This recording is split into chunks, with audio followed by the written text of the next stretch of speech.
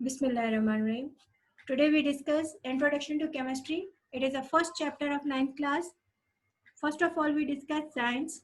What is science? Science is the knowledge of everything. Here we discuss what is chemistry. Chemistry is the branch of science that deals with the study of proper composition and structure of matter. जब हम matter की किसी composition की बात करते हैं तो उसे हम कहते हैं, या फिर कंपोजिशन एंड स्ट्रक्चर की बात करते हैं तो उसे हम कहते हैं केमिस्ट्री. अब कंपोजिशन वर्ड, यहाँ पर कंपोजिशन का मतलब क्या होगा कि मॉलिक्यूलर स्ट्रक्चर मैटर का कैसा है उसे हम कहेंगे दैट इज द कंपोजिशन. और उसका स्ट्रक्चर कैसा है तो उसे हम कहेंगे. मैटर की 3 स्टेट्स होती हैं, सॉलिड, लिक्विड एंड गैस. ये आप छोटी क्लासेस में पढ़कर आए होंगे. तो इसकी प्रॉपर डेफिनेशन होगी, it is the branch of science that deals with the study of proper composition and structure of matter.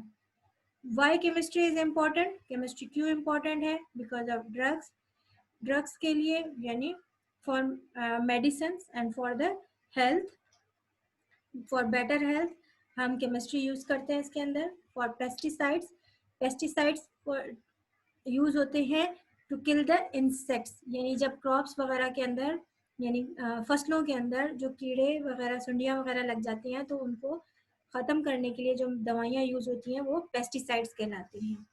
Fertilisers खाद होती है जो कि प्लांट्स को बेटर ग्रोथ करने के लिए हेल्प कर रही होती है.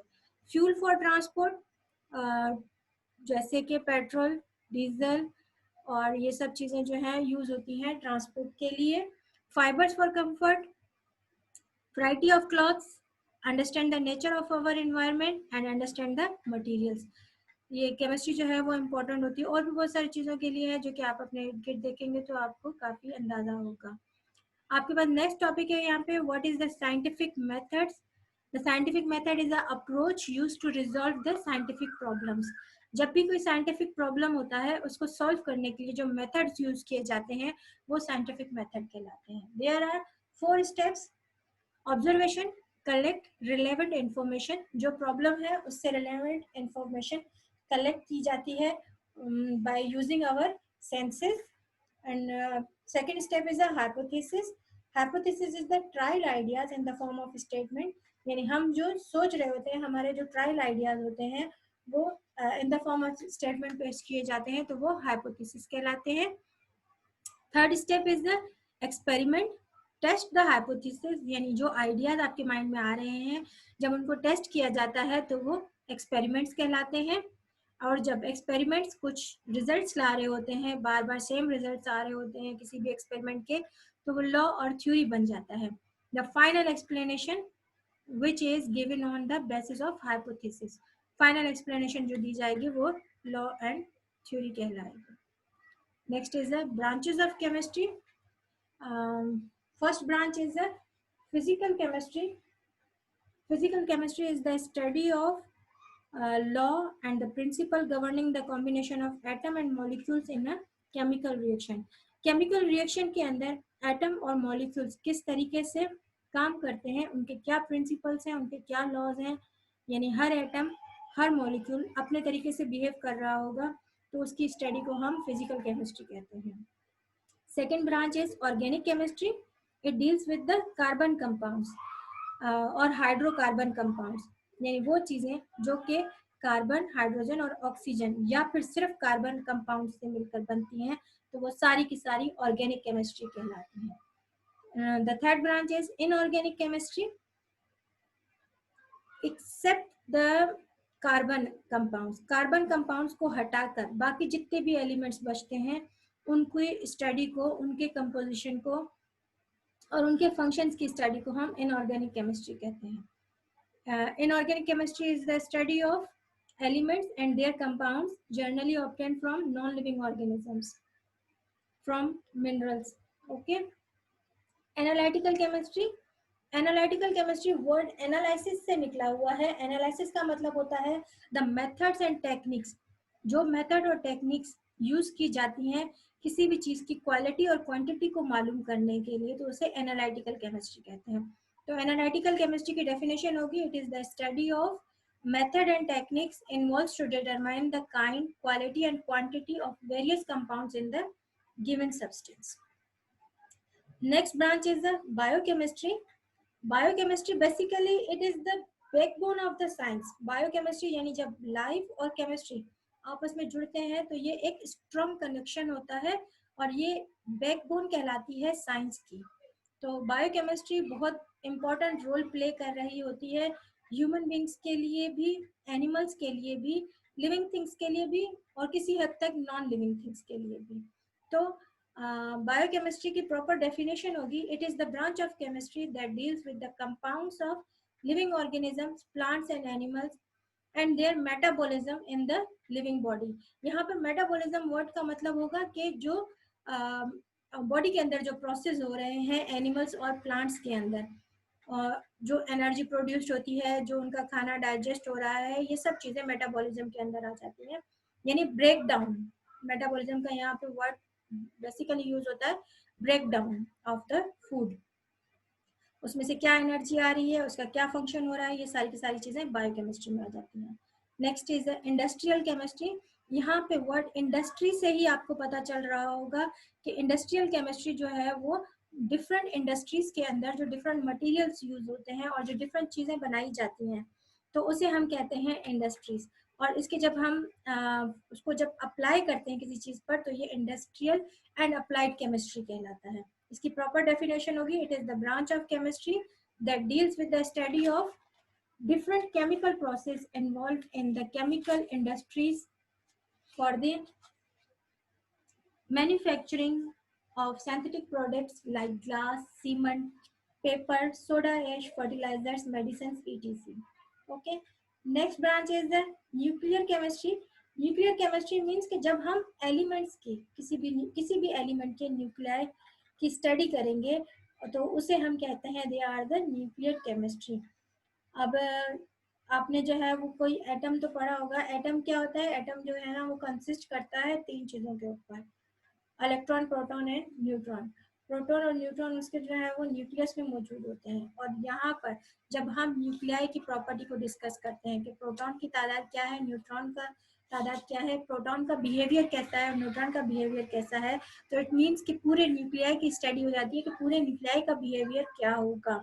तो जब हम न्यूक्लियाई की बिहेवियर की बात करते हैं यहाँ पर, या उसके अंदर जो चेंजेस आ रहे हैं उन चेंजेस की बात करते हैं तो उसे हम न्यूक्लियर केमिस्ट्री कहते हैं. इसकी प्रॉपर डेफिनेशन होगी, it is the branch of chemistry that deals with the study of changes occur in nuclei of atom. ठीक है. लास्ट ब्रांच है आपके पास, second last sorry, environmental chemistry. Environmental chemistry means के जब हम अपने एनवायरमेंट से रिलेटेड बात करते हैं तो उसे हम कहते हैं कि ये एनवायरमेंटल केमिस्ट्री है. एनवायरमेंट का कुछ ना कुछ इफेक्ट एनिमल्स और प्लांट्स के ऊपर आता है, कुछ केमिकल्स का असर आ रहा होगा, तो ये सब चीज़ें एनवायरमेंटल केमिस्ट्री कहलाती हैं. एनवायरमेंटल केमिस्ट्री की प्रॉपर डेफिनेशन क्या होगी?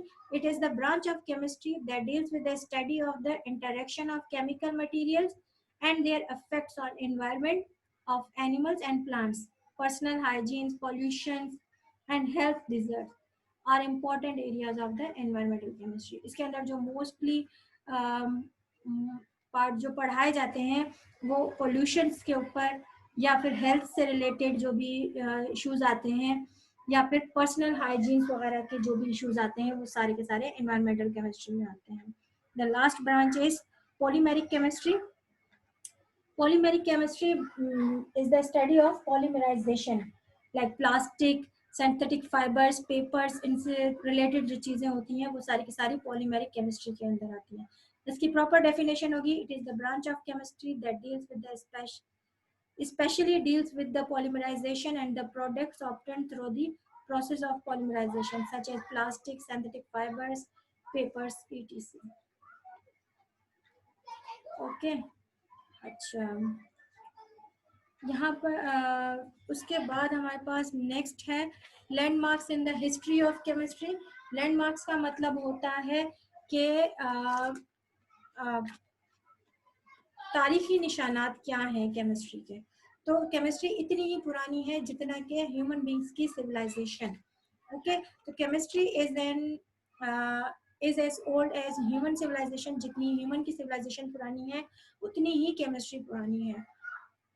वक्त के साथ साथ केमिस्ट्री ने बहुत ज़्यादा तरक्की की है, जैसे पोट्री मेकिंग के अंदर, ग्लास मेकिंग के अंदर, डाइंग वगैरह, और मटेरियल्स के अंदर जितनी भी चीज़ें बनाई जाती हैं वो सारी की सारी। ठीक है, अब इसके अंदर जो बेसिक लैंडमार्क जो है इस हिस्ट्री ऑफ केमिस्ट्री के अंदर 3 है, जिसमें 3 पीरियड्स को डिस्कस किया गया है आपके बुक के अंदर।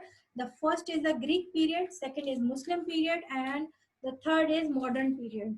ओके, तो जो फर्स्ट पीरियड है इसके अंदर जो है वो मोस्टली रोमन और ग्रीक साइंटिस्ट जो हैं इन्होंने काम किया है। और इनका जो बेसिक कॉन्सेप्ट था वो ये था कि पूरी दुनिया जो है वो मैटर से लेकर बनी, रिलेटेड टू मैटर है, और इसके जो है वो ये 4 चीज़ों से मिलकर बनी है, अर्थ, एयर, फायर एंड वाटर। इनके कहने का मतलब था या तो प्रॉपर्टीज हॉट होंगी या ड्राई होंगी या कोल्ड होंगी या वेट होंगी। तो इनका मतलब ये था कि भाई अगर हम देखें तो अर्थ जो होता है वो ड्राई एंड कोल्ड है। अगर हम वाटर को देखें तो वाटर जो है वो कोल्ड एंड हीट होता है, हॉट भी हो सकता है। एयर जो होती है वो कोल्ड होती है, हीट भी होती है और हॉट भी होती है। यानी इनके कहने का मतलब ये 4 चीजें दुनिया के लिए बहुत ज्यादा जरूरी हैं, या तो मतलब इन्हीं 4 चीजों से मिलकर जो है वो दुनिया बनी है। आगे चलकर इसी कॉन्सेप्ट को थोड़ा सा और डेवलप किया गया, जो कि मुस्लिम साइंटिस्ट ने अपने पीरियड के अंदर किया था। मुस्लिम साइंटिस्ट जो पीरियड है वो 600 एडी से लेकर 1600 एडी तक रहा है, और इस पीरियड को अल्केमिस्ट पीरियड भी कहा जाता है या मिडिल एज केमिस्ट्री भी कहा जाता है।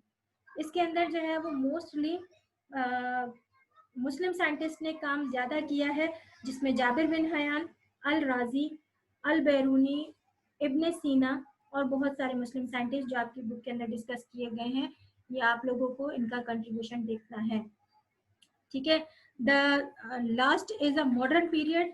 मॉडर्न पीरियड जो है ये लेटेस्ट पीरियड है, जिसके अंदर जो कि आफ्टर द 1600 एडी के बाद जो पीरियड शुरू हुआ वो मॉडर्न पीरियड कहलाता है। इसके अंदर बहुत सारे साइंटिस्ट हैं लाइक रॉबर्ट बॉयल, जे ब्लेक, जे पार्सली, शेली और जे थॉमसन और मैंडलीव्स। इन सब ने जो है वो बहुत ज़्यादा काम किया है अपनी फील्ड के अंदर।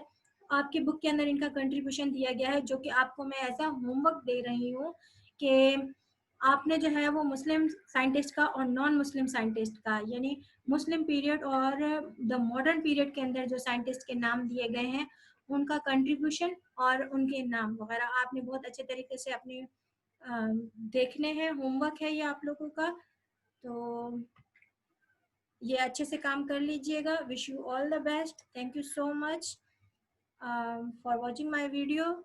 ओके, नेक्स्ट वीडियो इंशाल्लाह, नेक्स्ट चैप्टर जो है वो फिर हम स्टार्ट करेंगे नेक्स्ट वीडियो के अंदर। Thanks a lot.